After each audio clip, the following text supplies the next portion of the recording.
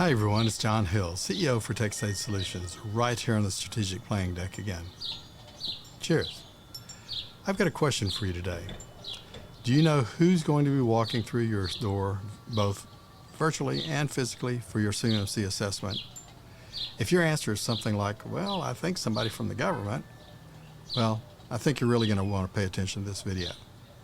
Under CFR 32, Parts 170, Final Rule, it's critical that you know who's coming, what they're looking for, and how soon. Let's start with the foundation. That's CMMC Level 1.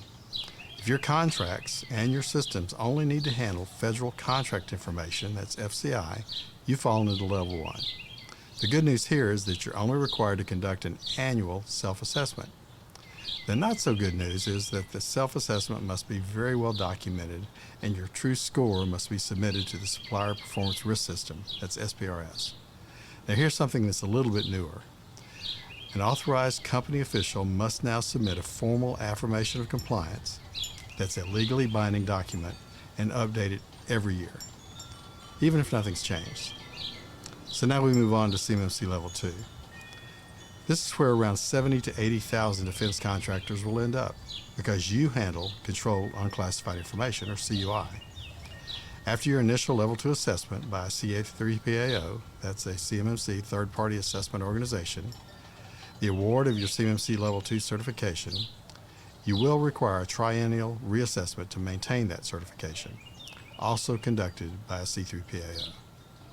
When 48 CFR goes final, maybe late September or October time period, there'll be a 12-month countdown where some contracts will only require a self-attestation rather than an actual third-party assessment and certification for Level 2. But don't count on there being a lot of those. Now here's a critical detail. You must fully implement all 110 controls and all 320 assessment objectives from NIST 800-171 to get a CMMC Level 2 assessment.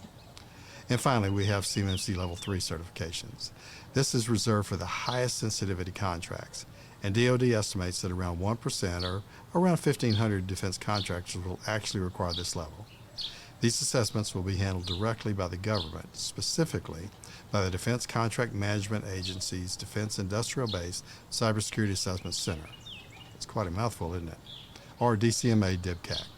And yes, you have to be Level 2 certification before they'll schedule you for a Level 3. So how do you prepare for what's coming? Well, know your SPS score and everything that goes with it, and make sure that it reflects your real readiness level. Treat every POAM item like legal evidence, because it is. Be detailed and track your progress. Engage a C3PAO or at least a CMMC certified professional right now to help you prepare for your assessment.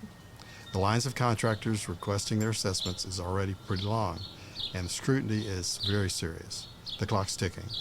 And don't forget, you'll need to reaffirm your compliance every year. It's not a one and done. Do you have questions about cybersecurity, compliance, or some other IT-related issues? If you'd like to schedule a short free consultation with me to discuss your business, please go to www.techsagesolutions.com. Let's talk soon. Until then, stay safe and try to avoid cybersecurity risk. Thanks for joining me today for my thoughts from the deck. If you found it useful, please feel free to share with any defense contractors that might need to have the information. Until next time,